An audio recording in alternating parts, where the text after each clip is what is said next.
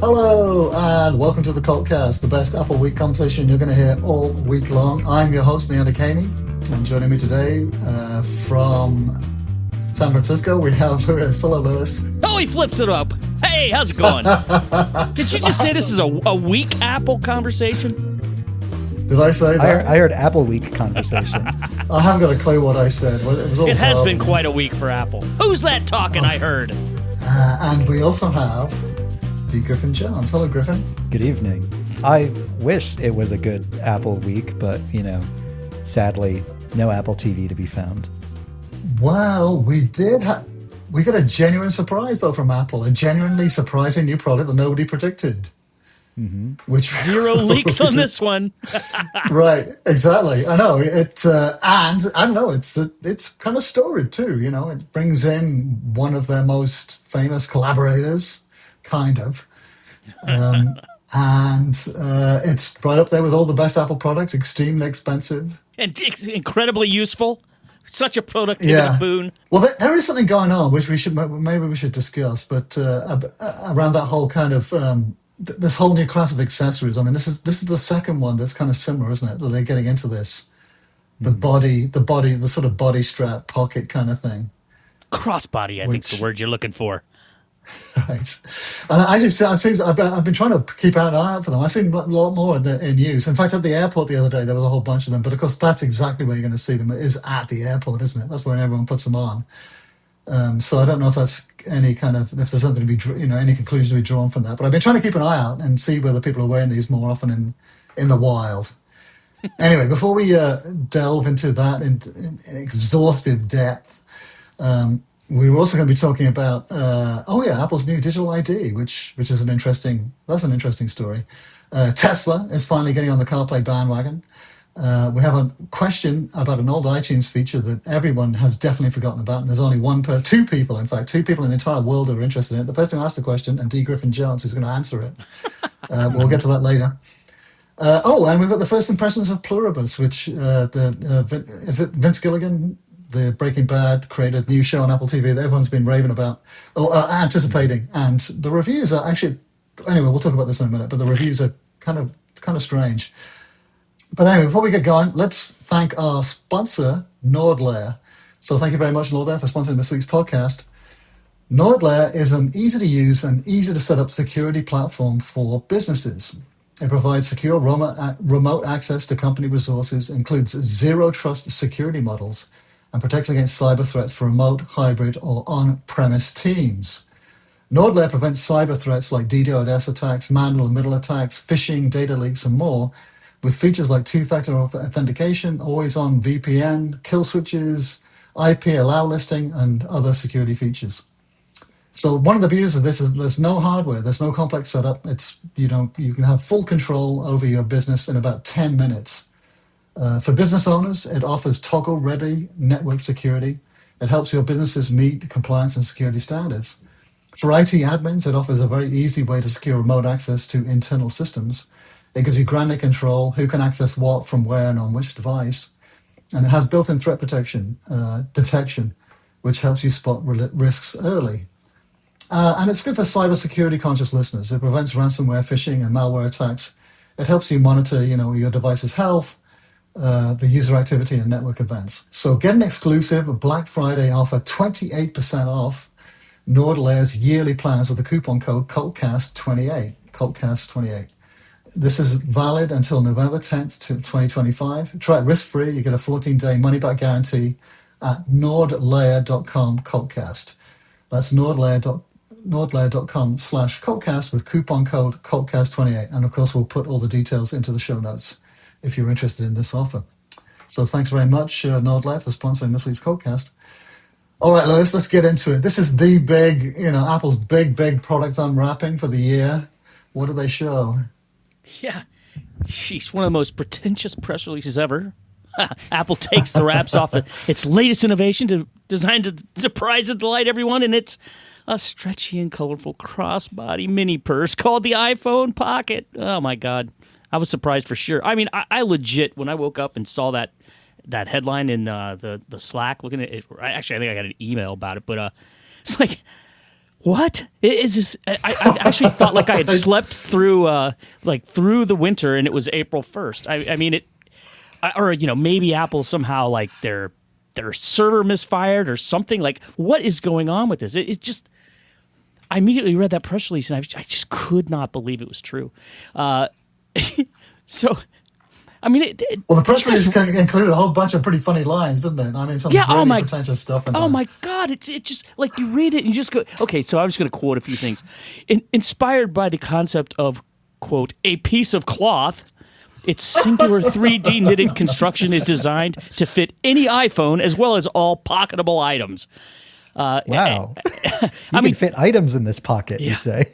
I mean, to be fair, a piece of cloth is like part of the lingo of the Issey Miyake design studio or whatever. Or there's got a constellation of brands, and there's actually one that's, centered around this piece of cloth thing.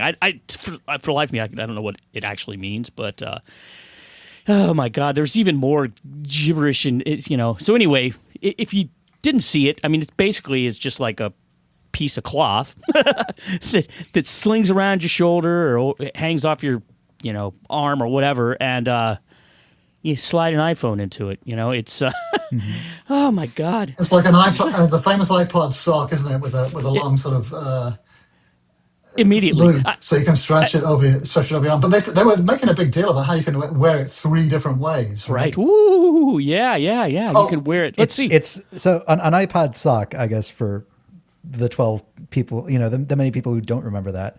It was like an actual like small like tube sock thing, kind of like the top half of a sock, except it just ends because iPods aren't shaped like a foot. And then you squeeze your iPod into it, and then it's just like a weird sort of case that's shaped like a fuzzy, cute sock. And it came in like 6 different colors, and you could buy a whole pack for $29. This is, imagine a really, really tall sock that's like split in the middle, so you can like sling your arm through it and then insert your iPhone in like the quote unquote pocket at the bottom. And that's what this is. And it's like stretchy, and it says you can, if you stretch it out, you can see the iPhone's face, which, okay. That sounds fascinating.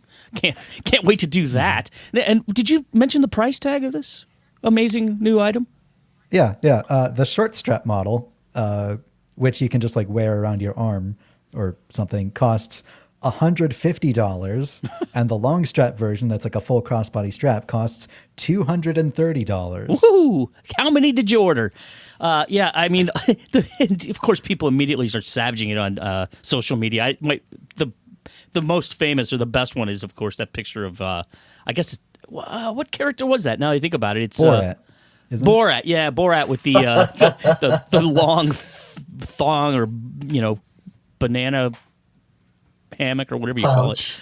Right. But oh my God, that press release. Well, we didn't mention an important detail. This is from. Yeah. The designer of. Go on, Liz. Well, yeah. I mean, this is, when I woke up at 3 a.m. By the way, that press release went out at 3 a.m, and which is, I think that's only because it was aimed at the Japanese market or the Asian market, but because they don't typically do press releases in the middle of the night. That was another reason why I thought I was, hallucinating or dreaming or something. It's like, what? Anyway, it's designed in collaboration with Issey Miyake Design Studio. That's the guy who famously designed the black turtlenecks that Steve Jobs wore forever, right? So, I mean, this is a project that has some, sort of historic heft to it. And so, apparently they decided they were going to write the whole entire press release like it's feeling like I was in an art gallery reading like the pretentious writing that tells you what you're supposed to feel because there's 3 black blots and a streak of red on a piece of thing that looks like a kid puked on a canvas. So let me this is fantastic. Apple and Issey Miyake share a design approach that celebrates craftsmanship, simplicity, and delight. This clever extra pocket exemplifies those ideas and is a natural accompaniment to our products. I mean, it goes on and on. It's clever? Is it really clever? I don't know. Anyway, this is... The design of iPhone Pocket speaks to the bond between iPhone and its user, while keeping in mind that an Apple product is designed to be universal in aesthetic and versatile in use. iPhone Pocket explores the concept of, quote, The joy of wearing iPhone in your own way. Right. And that one comes from Yoshiyuki Miyame, design director of Miyake Design Studio. And in the press release, it actually, instead of saying blah, blah, blah, pretentious garbage, this person said, it says, it used the word shared instead of said. So this person shared this vital piece of information. Oh my God, I was just like puking in my mouth while I was reading this thing and going, who's going to pay $230 for a little, stretchy iPhone purse? Anyway, plenty of people will. Limited edition, I'm sure it'll sell out. Well, that's the thing that gets on my nerves about this sort of thing. Like Apple, I think there's that famous quote from Andy Warhol about the great thing about America was that the Coca, you can drink the same Coca-Cola that the president of the United States drinks, and it's the same Coca-Cola that the homeless guy on the street corner drinks too. And I believe even Steve Jobs and maybe Johnny Ive quoted this as well. One of the things I liked about Apple products is that they're not the cheapest, but they are somewhat universal. And they don't make, these kind of one-off designer objects, these luxury items, which Johnny Ive is so clearly in love with. One of his latest projects was a $5,000 lamp for a sailboat with a Japanese design firm. And this is what this reminded me of. And of course, it's the most beautiful lamp you could possibly imagine and wonderfully crafted. But they're probably going to sell just a few hundred of those to extremely rich people. And it's the opposite ethos is what I think Apple stands for, which is, a sort of affordable utilitarian technology for everybody. Well, affordable-ish. utilitarian expensive but worth it. Expensive but worth it. Right, and this kind of thing, I don't know, it rubs me the wrong way. It gets on my nerves. I don't like it. I don't like this especially in stuff. of all times, this particular economic moment, like coming out, like evoking, a fun, quirky footnote of like iPod history with a thing that totally misses the point and costs 10 times as much is an odd message to send at the moment. I think my favorite reaction to this was Guy English, who posted on Mastodon, referencing the classic Apple line, there are 1,000 no's for every yes. He wrote, at the rate Apple is saying yes these days, they've got to be clocking tens of millions of no's. Right. Yeah. Oh, God. It was, the thing is, like, okay, here I am, some, old guy living in San Francisco. I'm not going to buy one of these. But I think that this kind of thing, like you were pointing out, Apple released the crossbody strap not that long ago for the iPhone, which I think, Griffin, you liked, right? Yeah. Returned, but liked. Yeah, I liked it while I had it. I could see why a lot of people would find that useful. Yeah, I mean, it's a thing. And people, especially women, I think, and probably now especially younger men who, like this look or whatever, are going to be wearing. Next thing you know, there's going to be like, freaking Western-looking ones that look like a holster or something, like biker-oriented, right? I mean, because it kind of does make sense in certain situations, having your iPhone completely available, so you just take a picture, right? I mean, that's what, or the dad version. That's the belt strap, the whole the wallet. Oh God, yeah. I mean, I don't know if those are going to make a comeback. Every now and then, I see somebody with one of those, and I just shudder. But it's not the same if you don't see a BlackBerry holstered in there. I mean, these things are becoming popular, though, right? I mean, you remember when we couldn't even imagine anybody ever wearing an AirPods. Now, 10 years later, it's like slightly weird when you see an original AirPod, but I mean, it's just commonplace. And I'm sure these will be popular in certain places, certain with a certain crowd, and much younger than me, and more mobile and everything else. So I don't know. How can you question Apple's product design? Yeah. Oh my God! Well, the 3D knit construction, it made me immediately think. Well, there's the same kind of thing that the Vision Pro headband. I bet they've got a whole bunch of machines that are just sitting there idle, not making any 3D knitted products, and so oh wow, yeah, okay, maybe we can put these things to use that we invested millions and millions of dollars in. I think that technology even started with like the Apple Watch Ultra straps, the one that has all the loops on the side. Like those aren't like a separate piece that's like stitched onto the base of the watch band. It's like one continuous piece of stitching that like loops these different layers on top of it. It's like a genuine innovation. And I think another reason, like I was, it's easy to make fun of the price because it is 10 times more expensive to the iPod socks, but we should also acknowledge part of the reason it's expensive is because these are being manufactured entirely in Japan, which is a fully developed country, not Vietnam, not Thailand, not China. That also has a big impact on the price.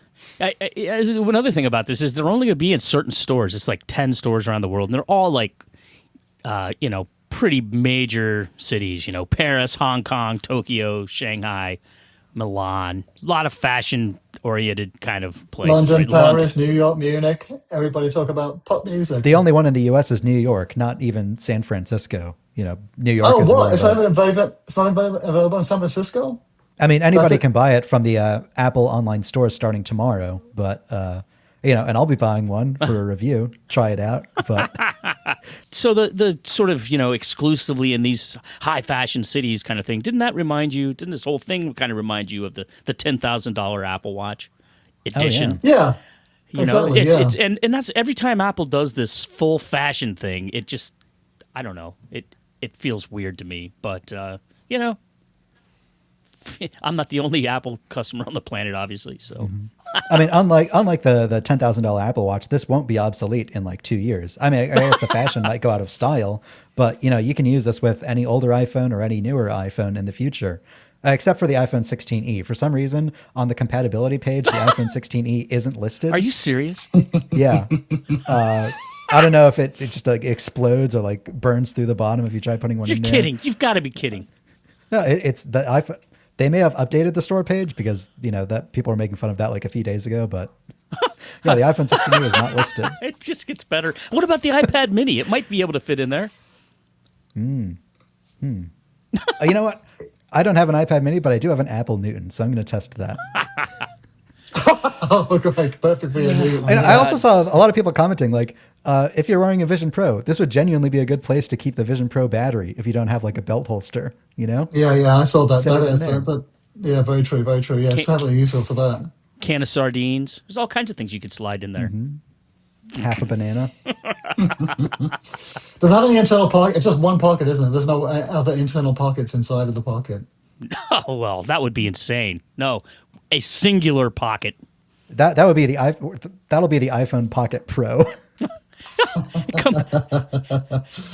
Comes in, like we said, short strap or long strap. 8 colors on the short strap one. Only 3 colors on the long strap one. Sapphire, cinnamon, and black. Another thing about this, I mean, another hint that this is aimed at the Asian market. This is another quote from, I think, from the press release. I don't know where. No, this is from Vogue, I believe, because Vogue, of course, had the big scoop on this fashion-forward crossbody pocket. This the long frosted paper that contains the iPhone Pocket was inspired by the rice paper candy bags used for a Japanese children's festival, where long sweets are given to symbolize prayers for a healthy life ahead. So, let's see. Maybe we'll be 6 months from now, we're going to be like, what were you thinking? Everybody's wearing them. Well, it's not going to be everybody because it's limited edition, right? So, but we'll be seeing all these pictures from the streets of Tokyo. Yeah, so. Well, how long before the knockoff stuff? I was just going to say, the knockoffs.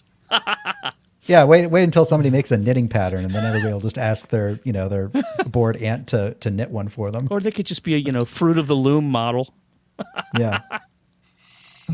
I mean, there were people making fun of the iPod socks. There were knockoff iPod socks. Well, didn't people think that was a joke too? Like they thought that was Apple pranking them at the time. I don't actually. It had the benefit of Steve Jobs actually introducing it on stage. It definitely wasn't taken seriously. It was seen as like something kind of tongue in cheek. And I think this is one of Apple's first forays into iPod accessories. Because I remember going to Macworld, which used to be held in January in San Francisco and in New York in the summer, and Apple wasn't. There was a time when Macworld just sort of switched almost overnight to iPod case makers. Almost all of the vendors seem to be making cases for iPods, and obviously, it was a big business. It was, and this was the launch of Belkin and Griffin and a bunch of sort of brand names that became more famous, but were kind of smaller then. So from what I I was can launched in remember, the 90s. this was Apple's first attempt at trying to take on that, like gouge into that market with the socks, and it wasn't taken seriously. But I don't know. I guess they sold a few. And Graham now says it's his favorite iPod accessory of all time. Graham still uses his. Yeah, I mean, it's easy to make fun of, but also it's not worth getting mad over. If you don't want it, don't buy it. But it's just kind of funny. Well, I'm sure we'll be reviewing on next week's show, right? Griffin, you're going to pick one up. Oh, yes. Are you going to fly to Hong Kong or something to get it? How are you going to? Yeah, I'll probably order it online. I was thinking, would it be worth it to like drive to New York to get it like, on day one? Oh my God. You just get in line, buddy.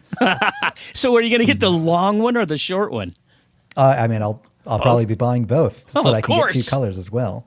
I'm thinking brown, and I also like the blue one, but we'll see. Oh my God.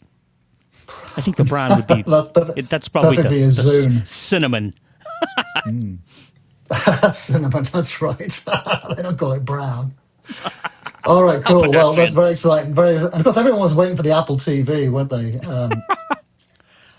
I know. That's what I was fully expected, and then I got that. And I was like, oh my God. Okay. A knitted sling instead. Well, I think my grandmother-in-law has a knitting machine, I think, here. So I wonder if I can make my own. I might investigate that after this. It's supposed to be like an easy-to-use one, so I'll give that a try out. Well, the next thing we're going to talk about is what Apple claims is a new kind of digital ID that they unveiled this week, which is a way of putting, it's like your passport, but not quite a passport that goes onto your iPhone or your Apple Watch. This, of course, joins state IDs and driver's licenses, which if you're a resident of about a dozen states, you could add that to your iPhone. But everyone else is sort of out of luck. But this takes the program nationwide. Now, anybody if you've got a passport, you can add it to your Apple Wallet. And it's the both digital ID that's supposed to be acceptable at TSA checkpoints at more than 250 airports in the US. And it's good for in-person personal identity verification during domestic travel. So it makes it very similar to the driver's license-based one. TSA checkpoints are primary use for both versions. While there are aspirations to get rid of Apple's physical driver's license, every state that adopted the digital version still requires motorists to carry their little plastic card. And Apple hopes that there will someday be uses for non-travelers. Quote, in the future, users will be able to present their digital ID at additional select businesses and organizations for identity and age verification in person, in apps, and online. This, I found out with a quick Google, isn't exclusive to Apple. And that, in fact, Google did this back in September last year, and no one gave a hoot about it at all. I don't remember seeing it at all, any mention of it. So you've had this on Android for several months now, but of course now that Apple's done it, it's a big deal. Of course, it's a complex area, and there's definitely a lot of advantages to this, but there's also some significant downsides. Before we get into that, I don't know if you want to go over it real quick. To do this, you just open up the Wallet app. You tap the Add button at the top, tap driver's license or ID card, select digital ID, and scan the photo page of your physical passport. From there, you're asked to take a selfie for verification, and as another security step, you'll also be prompted to record a series of facial and head movements during the setup process. Upon verification, your digital ID is added to the wallet. Yeah, so obviously this could be very useful. My son's having a problem getting his real ID, driver's license. There's all kinds of complications, but you have to have real ID now to fly in the States. And this, I think, would make it a lot easier if you could just add this to your iPhone. But of course, there's worries that this is a step, another step towards draconian government surveillance, and digital IDs are going to open up all sorts of privacy and potentially security problems. Although there hasn't been much. Has there been any backlash to the driver's licenses that that have been added? I mean, that program goes back several years now. I can't remember how old it is, but I don't remember seeing any complaints about this the digital driver's licenses at all. Nothing, not one thing. I've seen like a lot of generalized fear about that, like, oh, privacy or, oh, security or stuff like that. But I don't think I've seen any specific accusations that Apple's implementation is insecure, because again, this is stored in the secure enclave along with all of your credit cards and stuff like that. Apple Pay is incredibly secure. It can only unlock the information that it needs with your passcode, only if your device is unlocked with like Face ID or your passcode. I think there have been like a few attempts at like breaking into the secure enclave, and on older iPhones that might have been successful.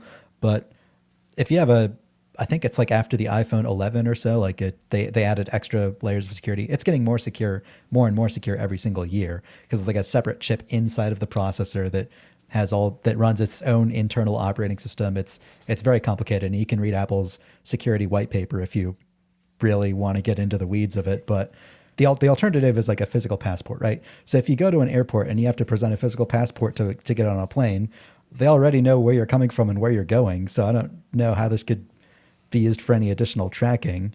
I think it's in other scenarios, like if states start to demand it for voting, or if they, to get your SNAP benefits, or, many other different scenarios. Cross the bridge. Yeah. It could, and of course they're doing this in the UK. They're going to be debating this in coming up, adding, making digital IDs mandatory for the entire UK population. And I think tying a lot of things you'll be, they'll want to verify your identification for this. So, I think. Yeah, and that sounds much worse because it's not built on Apple's system, I don't presume. I've heard a lot of like, very valid complaints about that, but I haven't seen like what an actual problem is with this, because again, Apple's implementing this. It only presents the absolutely necessary information at a checkpoint that it has to, for the age verification. If an app is asking you to verify your age to proceed, it doesn't receive any other information about you other than, you're old enough to go through with this feature or you aren't. It's very selective. I trust Apple to implement this in a good way, more than I trust the federal government to not track me. I have a lot of trust in Apple. Not a lot of trust in the federal government. Yeah. Yeah, no. But hey, this is not a political podcast. However, a possible concern I have is that ordinary people using this system who don't know the technical details of how it works, who don't know that it should be as simple as tap your iPhone against this ID scanner thing, and it should work exactly the same as using Apple Pay at a grocery store, where you never have to hand anybody your unlocked phone. And I can also see, malicious police taking advantage of the fact that people don't know how it works by saying to people, authenticate your phone, then hand it to me. You need to give me your phone so that I can authenticate you. And then they take your phone away back to a police car, and who knows what they're doing with it. Plug it into a computer, and now that it's unlocked, pulling a bunch of data off of it or whatever. That's a potential security vector, but again, I don't think that's been that's more kind of like so far. A sort of phishing type scheme, isn't it, rather than a failure of the technology per se. The technology is still could be solid, and like you say, I think I have more trust in Apple than I do almost many other companies in its implementation. And that is something that Apple could easily, again, overwrite in software by releasing an iOS update, iOS 26.3. As soon as you initiate the ID check, it suddenly turns off your iPhone's ability to talk to plugged in computers or devices or transmit any data. Or the next time you go to use your phone, it requires a passcode, not just Face ID. Or there were some equity and inclusion concerns as well. Like I had a quick look at the EFF, and they were saying that they were worried about households that where they maybe share one phone between household members. Also, people having to run the latest devices, having to have technology to keep up to implement these kind of things. There are issues like that, but at the moment, this is all very, like you said, very theoretical. This is like one of the last things that hasn't been replaced digitally. Like almost everything else, Apple has. You don't have to have cash anymore. You can do Apple Pay. You don't have to. You can have your credit cards in your wallet. You can have passes in your wallet, concert passes, airline tickets, boarding passes. Everything, almost car keys now, even, isn't it? You can unlock your car with your phone. So the one sort of last stubborn analog piece of documentation that has not yet been digitized is your passport, and this is your step towards that. Which I gotta admit, I kind of like not carrying my keys around anymore, and like having everything on my iPhone, paying with my iPhone. Like I'm a little bit okay. Stuff it. the security concerns, I'm all on board. I'm ready to take this, embrace this fully. Well, it'd be great if it actually was, acceptable around the world, right? I mean, that's when it becomes really useful, when you can actually not carry your physical passport. Right now, That's right. it's like a proof of concept. It's like, okay, well, you can use this at certain airports in the U.S. Okay, It gives you I the don't. freedom to buy pants without any pockets at all, and then you can buy an iPhone Pocket. That's right. Oh my Maybe this is god. why they did it. That's why they did it, isn't it? Obviously, there's a tie-in here, isn't there? That the two are related.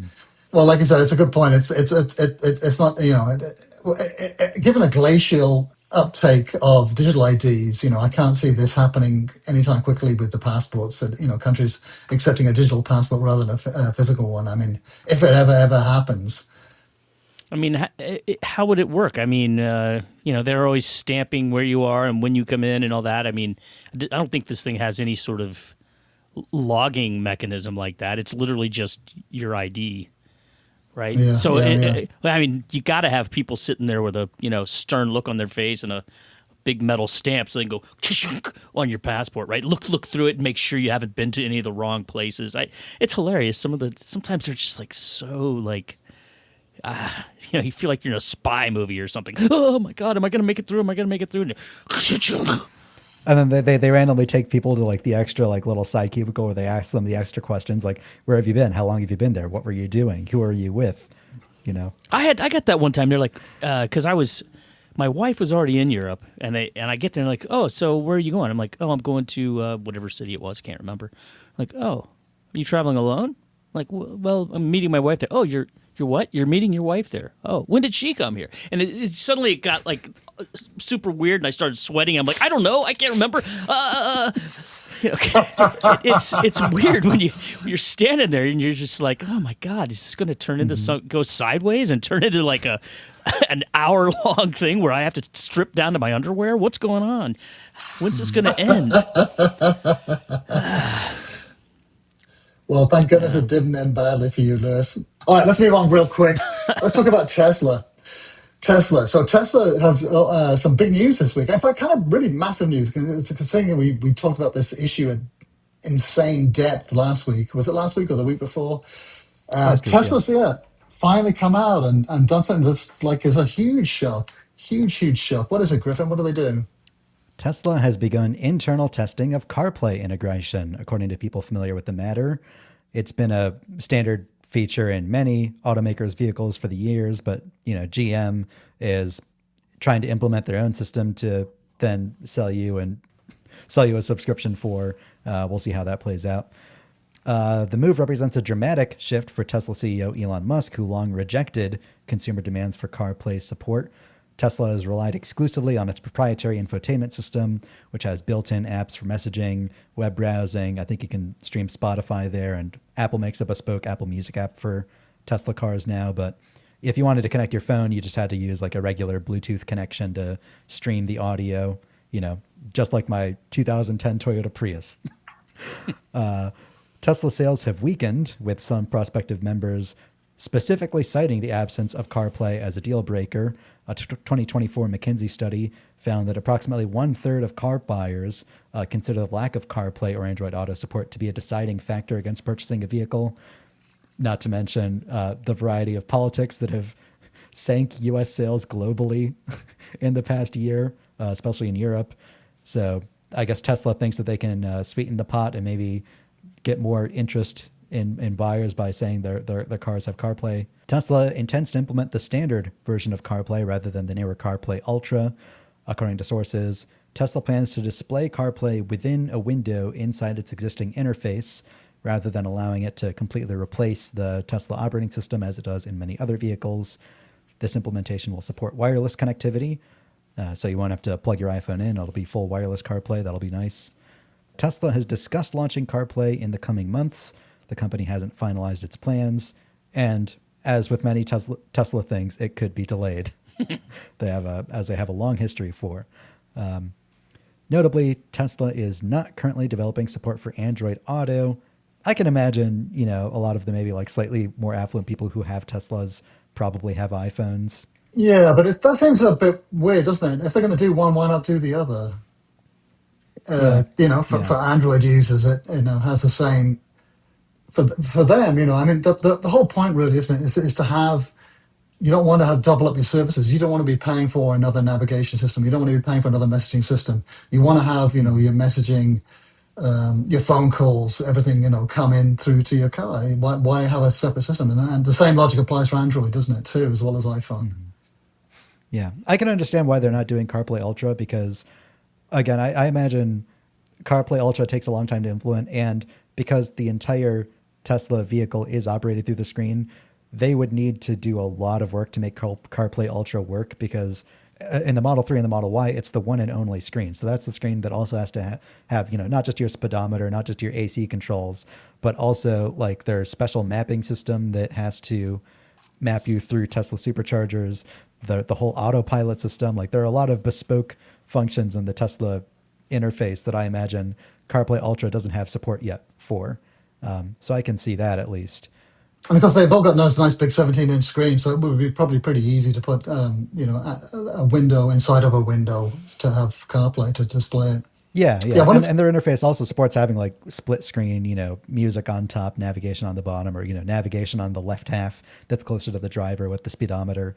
So, you can very easily foresee like, if you're familiar with the Model 3, the left side with my speedometer, the autopilot interface and all that, and the maps will be over there, and the CarPlay will be on the right. That'll control the music. Yeah, and of course, what people really want is a lower cost Tesla, isn't it? They want to have that $24,000 car that Elon Musk has been promising for about, what is it, a decade or more?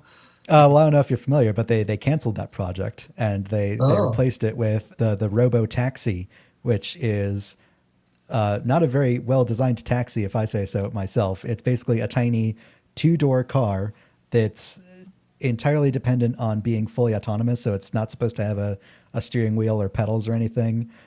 So, that'll never ship. And also, like they unveiled this thing. Oh yeah, we're gonna have full autonomy by next year. So we're gonna come out with this robo taxi that people can buy, or you can just like rent one whenever you need it, or you can buy one and it'll make money for you by because it's fully autonomous. So while you're just at home or sleeping overnight or at work, your car will leave and be a taxi for other people and it'll make you money. So yeah, it'll technically be a $24,000 car because it's if you think about it, a $35,000 car that pulls in, $100 a day, it'll be cheap, right? But they're already walking back the design. They're already like retrofitting the design to add a steering wheel back into it because, of course, their full autonomy isn't a thing that'll happen very soon.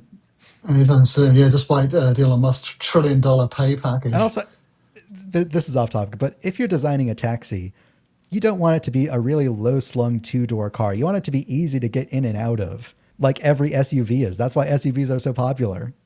Like the British black cabs in London, when those Yeah. things were big, suicide doors, and you could, Hmm. an elephant could climb in through the door there to get into the back seat. It's all high up, Exactly. easy to see out, big windows. Oh, Elon, what has he done? How the mighty have fallen. Is that either of you guys interested in picking up a used Tesla? They're supposed to be pretty cheap now. I absolutely am. I would absolutely buy one.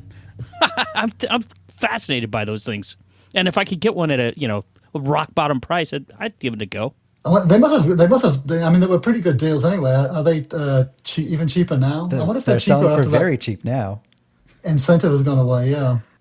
Well, I was looking at Chevy Bolts. They're pretty inexpensive. Those can be had really quite cheaply, and those things will last forever. They're not very trendy Mhm. looking cars, and everyone's embarrassed to No. be seen in one. But The original Nissan Leafs are, also very ugly EVs, but they're very easy to repair. Like I think a thing a lot of people do is you can like easily replace the batteries on those for very cheap. Yeah, I yeah, drive so little that I can't imagine myself buying a car ever for more than like $8,000. I've still never bought a car for more than $2,500. So I don't think a Tesla is in my Wow. future. 2,500. Well, you never know. You probably get a Leaf for that. I think those are really dirt cheap because no one wants them any longer. They only have like 80, 90 mile range, even on a good day. Um, Mhm. so it's good for tooting around town, but nothing else. Yeah. All right. Well, let's say thanks to our next sponsor, which is CleanMyMac. Thank you very much, CleanMyMac, for sponsoring this week's podcast. CleanMyMac is the ultimate solution for Mac control and care. It's an app that has been notarized by Apple, and it's meticulously crafted by MacPo, a leading macOS and iOS software development company. So you can remove system cache, development junk, and unnecessary files that take up space and keep you from installing essential updates. This exactly the scenario that happened to me, and exactly the scenario I had to break out CleanMyMac in order to rectify, and it did clear enough space for me to install and update. So it's actually perfect for that. There's another great feature called Space Lens, which is another feature I use a lot as well. It shows you a detailed map of your storage, which is a big visual map of which folders are hogging up your space and what files are taking up the most space on your hard drive. It's great for tackling battery drains and overheating, and it has helpful tips and instant fixes. It has an assistant that'll lead you through the whole process. And with just one click, there's this new feature called Moonlock, anti-malware engine, which scans and removes viruses, ensuring your Mac remains threat-free. And one other feature worth mentioning is Cloud Cleanup, which connects to your cloud accounts like iCloud, OneDrive, and Google Drive. And it scans the cloud to find large space wasting folders and checks for synced and unsynced files both in your iCloud storage and on device. And it can easily remove files from your disk or evict them solely from your iCloud storage. It's easy to make a choice. And if you change your mind, you can easily restore your files back. So perform a quick cleanup to instantly get some free gigabytes and some all-important peace of mind so that you can focus on your work. Get tidy today. Try 7 days free and use the code CultCast for 20% off at cleanmy.com/CultCast. CleanMy, CLNMY.com/CultCast. So thank you very much, Mike Paul, for sponsoring this week's CultCast. We have a question here, which I don't know if I want to ask. I think I'm going to turn it over to you, Griffin. Why don't you ask and answer the question at the same time? Hey guys, I know all of you have influence at Apple. So much influence. Can we start a campaign to bring back Genius mixes of our songs downloaded to our iOS or iPad devices and have them mixed with Genius Mix, and also bring back the ability to have star ratings always visible next to the tracks? Thanks. We'll get right on that. I'm not sure how much influence at Apple we have, just to set the record straight. I think maybe last year I savaged the Apple Photos app in iOS 18 for having the carousel, which is, I think, the dumbest part of the new Photos app design. And yeah, that disappeared from a few betas later. I don't know if that was entirely me, though. Who knows? The feature that this person is referencing, Genius Mixes, is actually still in Apple Music on the Mac. So you select a song in your library and you go to File, New, Genius Playlist. The idea is that it'll scan through your library and find similar songs to that song, so that, you know, if you want to make a whole playlist of songs similar to your favorite number one jam, you can get a whole playlist of similar songs. And this happens entirely on device. Like it has to scan through your library in code that I imagine isn't very well optimized for modern Macs, because it takes like 30 seconds. No way. They designed this feature to run on like a Power Mac G3, and it still takes like 30 seconds to scan through my tiny library of music. That's kind of weird. But does it produce a good playlist? Is the resulting playlist good? No, not really. Why is it grayed out on mine? Is it because I'm not a genius? You need to select a song in your library. It sounds like you are not a genius, Liz. Who'd have guessed? And it does sync to your iOS and iPad devices. If you have Apple Music, it'll sync, or I presume if you plug in and sync your music library manually. But I think it's pretty clear that Apple would rather have you use their new like autoplay feature in Apple Music. So from the now playing screen, there's a few different sort of inscrutable icons. One of them has like a sort of infinity symbol. If you tap that, then it'll just, pull through Apple Music and build you a much better track of related songs. Because, it doesn't just pull from your library, it pulls from the whole Apple Music catalog. And I think that's where all of Apple's effort is. Unfortunately, a lot of these old school iTunes features are sort of being left to die on a vine, like 5-star ratings rather than just giving a heart. But there's your slightly unsatisfying answer. Yeah, so it works on your Mac, but not anything else. Oh, well, too bad. I think I used it once, but I can't remember if I definitely didn't fall for it. I mean, my favorite Apple Music feature that's still there is you can also like change the metadata for a song. You can change a song title. You can give it custom album artwork. You still can't do that on any other device other than a Mac or PC. Mm-hmm. How does Genius Playlist change? How's that different from a smart playlist? A smart playlist IQ is level? a dynamic playlist where you can set specific rules, like find every song in my library with this genre of music, like find every rock song over 5 stars, or find every song by this artist with, this word in the title or something like that. Every country song with the word whiskey in the lyrics. Can it do that? Yeah. Yeah. Okay. Probably. It turns out it's every country song. So All right. Okay. Well, let's talk about our review this week. Griffin has been playing around with what is billed as the fastest charging 3-in-1 charger on the market right now. It's everything is boosted to the max, and it's, how do you pronounce that, Griffin? Kuxiu. this is the only This is reason the you review it. Cooks- So you get to say that over and over. Kuxiu. Kuxiu. The Kuxiu X40 Turbo. I'll switch cameras here. Looks like a tiny little square. It is very small. This is the Kuxiu X40 Turbo. This is their third such 3-in-1 charger of this style. The idea is that it's kind of like a small metal square, and from the top, then you turn on the side and you see it's like 3 different like little layered metal squares, and they unfold, sort of like an accordion shape or like a Z shape. Each of the joints is adjustable, and on the topmost square, you can magnetically attach an iPhone, which I will do now. Boy, it's amazing that that's stable. It looks like it would just topple over. Yeah, yeah. And then on the middle square, when it's unfolded, you have like a little pop-out Apple Watch charger. Slide that on. And then on the bottommost layer, you have a regular Qi charger where you can attach your AirPods. And those just sort of sit on there as well. But the top one, the MagSafe one, is Qi 2.2.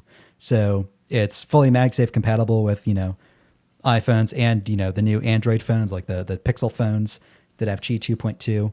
And that means that it also charges at the maximum power rating of 25 watts. So this is actually one of the very few 3-in-1 chargers that can make that sort of claim. There's not a lot of other ones out there. I think there might only just be 1 or 2.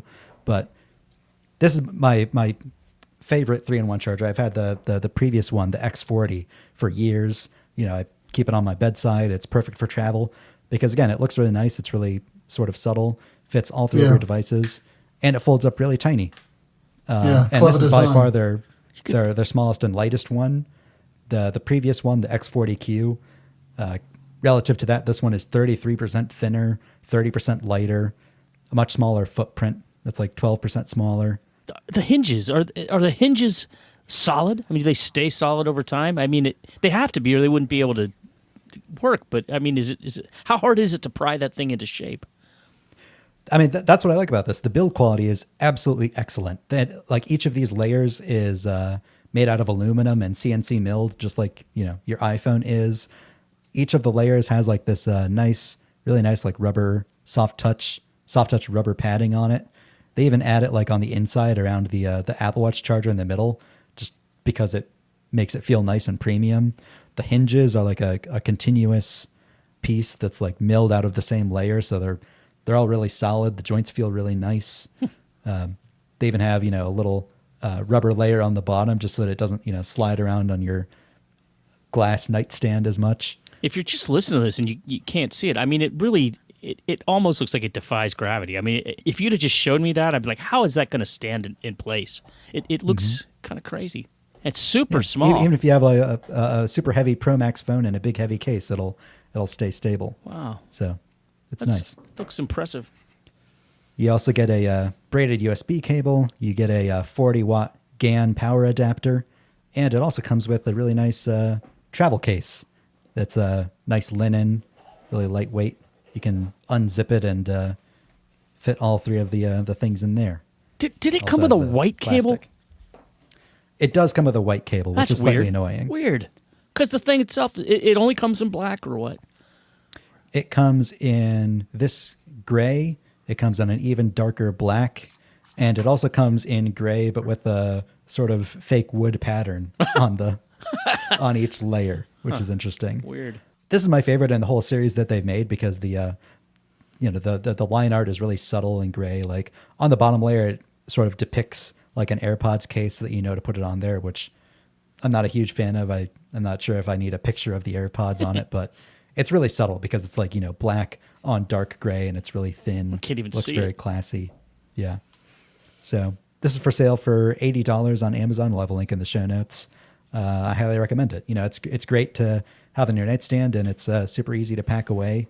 And you've got that little hotel outlet. You don't know how many you're going to have, or if you're on the train and you don't know if you're going to have access to like multiple outlets, much less one. If you have one outlet, you can charge up all three of your devices super easily. Sweet. Yeah, it looks good. It looks a really nice product. I have one of those travel chargers. I just, because I'm traveling, I just dug it out. And then when I got here, I discovered that somebody had stolen the power brick. So Awesome. I had to get a new, which came in the case. So it was anything missing from the case, but it was like that. It was very much like that. Mine's an older version, but that one looks really sweet. Looks a really nice, good product. Good for traveling, good for your desk. All right, nice job. Good job there, Griffin. Okay, so we've got one more review as well, and it's about this new TV show that everyone's been talking about this week on Apple TV. Why don't you tell us about this? Well, how far we want to go with this? I mean, we want to talk about spoilers. I mean, you haven't seen it, right? Let's give a little teaser at the top. Talk about our broad thoughts, and then we can get into spoilers. Well, that's the thing. I read some reviews, and no one could talk about it without spoiling the show. So this is your challenge, Lewis. I mean, it's a super challenging. I mean, if you've ever watched any of the teasers, I mean, it's okay. Well, first off, I think you mentioned it at the beginning of the show, but it's from Vince Gilligan, creator of Breaking Bad and Better Call Saul, and it stars what's her name, Rhea Seehorn, who played Kim in Breaking Bad, right? And she's the star of the show, and she seems great in it, very sarcastic and fun to watch. But so if you watched any of the teasers, it's all about like she's like the only happy person on earth, like that's what it's about, and like everybody's trying to get her to be happy, even like there's like a she's the only miserable person on earth. Yeah, what did I say? She's not happy, but you meant unhappy. Sorry. She's the only not happy person on earth. Sorry, yeah. And there's even like a White House broadcast, directly at her, like, "Oh, we'd really want to make you happy, Carol," and she's just like, "What is going on?" And the whole show is like, if you haven't watched it, I mean, all the teasers are very vague, very kind of atmospheric and interesting and clever and all that. So the first two episodes came out last week. I watched them both. Obviously, all those teaser things are, they're in there. The sort of like discussing it without spoiling it. I don't know how you can do it, really. I mean, how did you like it? Is it good? Is it compelling? Did you enjoy it? You know what? I definitely liked it. It wasn't as completely out there as I was expecting it to be. The whole sort of the way the teasers worked made it seem like, what in the world is going on here? What is this story about? And now that I watch this, it's kind of not that far out of a sci-fi kind of trope in my estimation. I mean, I felt like there were a lot of things that are like not that surprising. The writing's great, the cinematography's fantastic, the acting's good. There's some really excellent stuff in it, but it wasn't like the whole story, what it's about, to me was not as sort of original as I was hoping. I'll say I didn't watch any of the trailers. All I knew was this is Vince Gilligan's new show. I heard it's really good. I should put it on. I'm really curious about it. So I didn't have any expectations. I didn't know what it was about. I was surprised when I saw on Apple TV that it was categorized as sci-fi, because like, he's the guy from Breaking Bad and Better Call Saul, two very real grounded shows. I wasn't expecting science fiction whatsoever. And it isn't really like, science fiction-y really at all. It has a vague science fiction concept, but it is still another like very realistic, grounded show, kind of like The Leftovers. Not really. There's a science fiction element to it, but the show itself isn't spaceships and right, and blasters and the foundation. Yeah, mm-hmm. It uses sci-fi, and this is itself kind of a classic sci-fi trope. It uses this sci-fi setup to talk about the human condition, and it's definitely worth watching. I just say it's not as like mind-blowingly creative, wild. Like, you know, it's no Severance. Let's put it that way. Severance. When I watched Severance the first time, my mind was actually blown. It was like, this is an amazing concept. I've never seen a story like this. It was just completely original. This one to me is like fun and great and well done, but at least so far, you know, first 2 episodes, the concept is 10, not as you know, surprisingly original as I was hoping. I'll be more positive than you. I thought this was excellent. I loved every minute of it. And, you know, we've only seen the first 2 episodes. Anybody can write a good first episode. Not true. You know, well, you can have a good first episode and then have it like totally fall flat on its face by the end. You know, see the last 2 seasons of Doctor Who. But I thoroughly enjoyed what I watched. The directing was absolutely fantastic. Vince Gilligan directed both of those episodes. I don't know how many in the whole season he's going to direct, but so many great shots in the first episode, especially. You know, there's a slight, like, you know, horror moment in a few of the scenes where, you know, you see like the reflection of somebody like coming up behind the character you're watching. It's like, ooh, what's going to happen there? Like really, really clever camera work. So many times people either drive pretty much into or like directly away from a camera, like person's driving a pickup truck and like it stops where you can fully clearly see their face filling the screen, and like that truck must be inches away from the camera they're shooting at. Like it's really, really impressive stuff. You know, there's in episode 2, there's a lot of like really big real sets that they had to build. You know, they did some of it practically, which is neat. Like a few scenes that take place on like a full size like commercial airplane. You know, really impressive stuff. It's good to watch. It's yeah. I thoroughly enjoyed it. I wasn't trying to like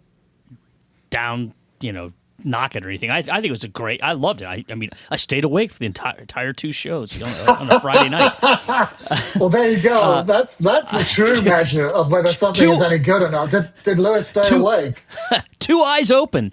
Yeah, it was. I definitely liked it, and the writing, like I said, the writing's great.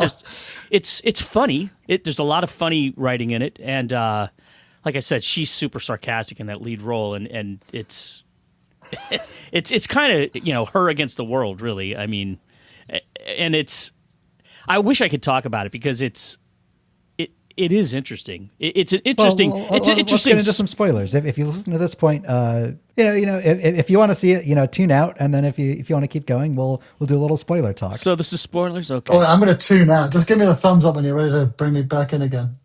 All right. So what the show starts out with. A very common sci-fi trope of scientists using radio telescopes and here alien invasion, very common.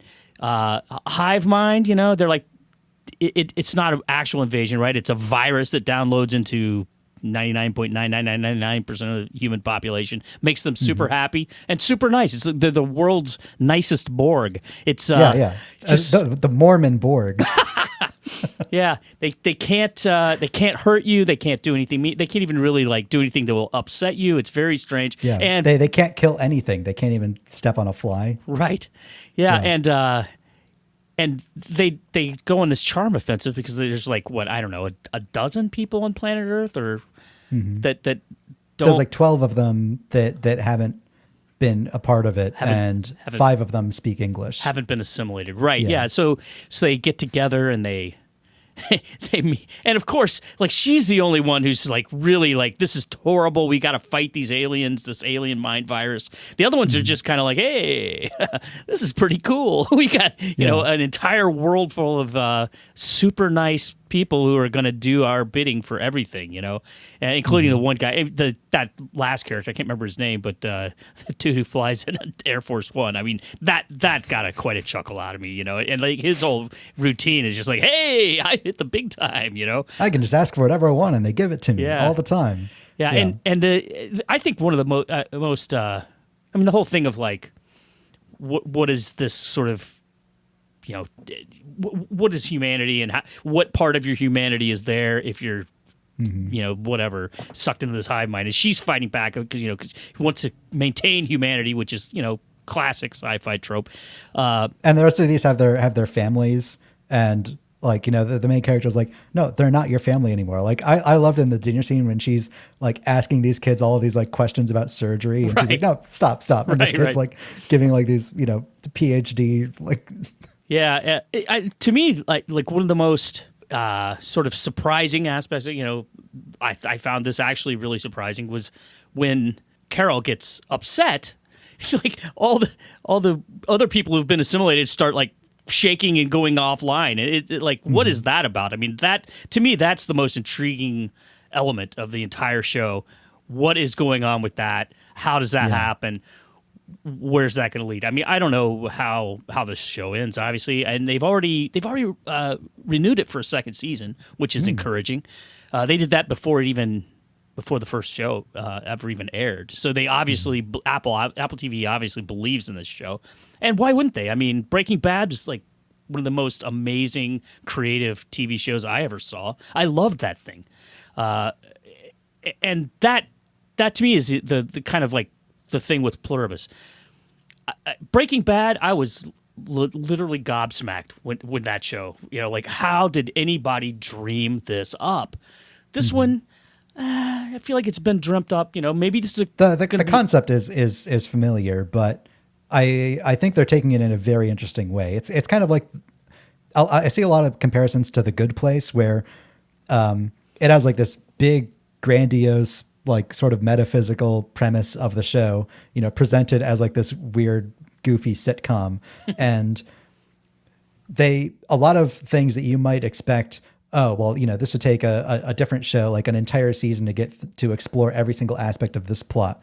Like it moves at a mile a minute and almost changes the complete premise of the show every few episodes, especially in its later seasons. And I can sort of see similar notes of that in Pluribus, where, you know, a different show might spend twice as long like showing every detail of how the virus spreads. It skips over a lot of that just to get to the good part and like keep the show moving and keep it active, which is nice. Yeah, I mean, I would definitely recommend Pluribus, and not just for sci-fi fans, for everyone. I mean, I think it like you're saying, it's definitely a sci-fi show, but it's not like sci-fi. It's I call it a comedy more than anything. I mean, it's pretty funny, and you know, right. Last time I checked on Rotten Tomatoes, had 100% critics rating, like 85% with audience members. You know, still pretty high. I think what I read was that some of the reviews that I read, they said that Apple had provided, I think, the first 7 episodes for reviewers in advance. So these reviewers are, you know, they have a fairly good look at the show, and the reviews are, you know, all around great. You know, so I'm sure it's going to be a great show, and I don't mean to dismiss it or say it's not creative. It is creative. It's just not as completely, how did this happen, creative. Maybe it gets there. Maybe it becomes even more and more, you know, original, and because the writing is definitely creative and fun and engaging. So I have high hopes for when you were watching the first episode. I almost expected them to spend much more time on the scientists. Like it's sort of like an A plot and a B plot where you see this discovery slowly unfolding, and then you keep cutting back to the author who will eventually become the main character of the show. And then, you know, once the event happens, like you obviously don't see those scientists anymore. Like that was just like a sort of the setup, in the way that, you know, the first episode of any show takes a lot of time just to explain the premise, and it isn't really representative of what the actual show is going to be like.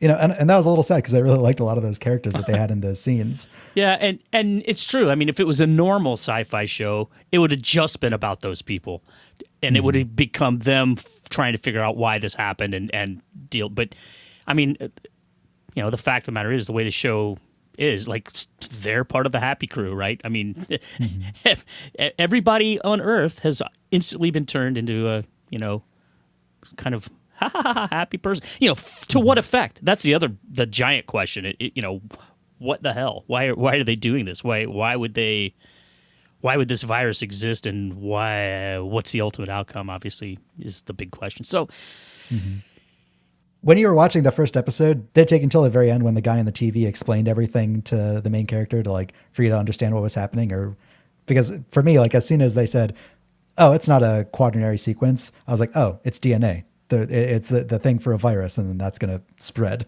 Oh no, I didn't. I feel like I clocked what was.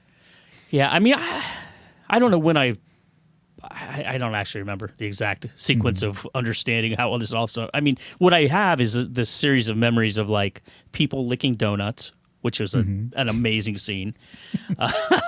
It's deeply unsettling. The Air Force One showing up, the meeting of the 5 people or 6 people, whatever it was, that haven't been assimilated.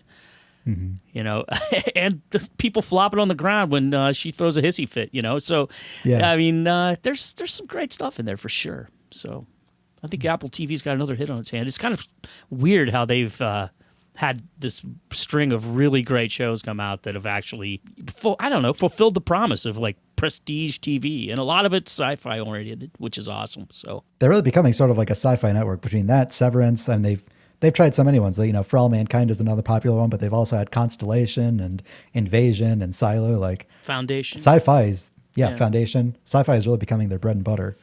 In the same way that I think like Netflix has been really leaning into comedy in the past few years as well. Yeah, it's interesting. I mean, I'm still curious how all this streaming stuff's going to pan out because everything just keeps getting more and more expensive. I looked at like YouTube TV or something that was like $85, and I actually almost fell over. Like, what? $85 a month? I still can't believe that. I don't know what that includes, you know, but we recently got rid of cable, and so I'm like, okay, well, I wouldn't mind being able to watch like, you know, ABC or CBS once in a while. I mean, sometimes something is on that. I mean, it's literally like once every 6 months, but you know, how am I going to do it? You know, you have to like kind of re-envision your whole streaming life when you don't have cable, and man, it's not cheap. It's kind of crazy. And Apple TV, what's it? $13 a month now, right? So it started out at what, $5, and they were giving it away to everybody as fast as they could, and now it's, I mean, that's almost triple in price. It's crazy.